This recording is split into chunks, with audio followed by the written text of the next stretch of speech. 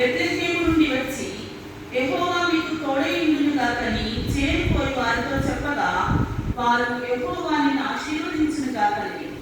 అప్పుడు బోయజు పోయి వారి మీద ఉంచబడిన తన పని వారిని చూచి ఈ చిన్నది ఎవరిదని అడుగగా, పోయి వారి మీద ఉంచబడిన ఆ పనివాడు, ఈమె మోయాబు దేశం నుండి నయోమితో కూడా తిరిగి వచ్చిన మోయాబీయురాలైన ఎవరు రాదు. ఆమె నేను పోయి వారి వెనుకకు పనల మచ్చని ఏరుకొని కొరకు దయచేసి నాకు సెలవుమని అడిగాను. ఆమె వచ్చి ఉదయం మొదలుకొని ఇది వరకు ఏరుకొంచుండెను. కొంతసేపు మాత్రము ఆమె ఇంట కూర్చుండెనని వాడు చెప్పాను.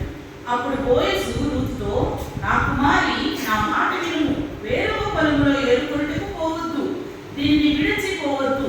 ఇచ్చట నా పనికత్తుల యొద్ద నిలకడగా ఉండుము. వారు పోయి చేను కనిపెట్టి వారిని వెంబడించుము. నిన్ను ముట్టకూడదని యవనస్తులకు ఆజ్ఞాపించి ఉన్నాను. నీకు దాహవదుల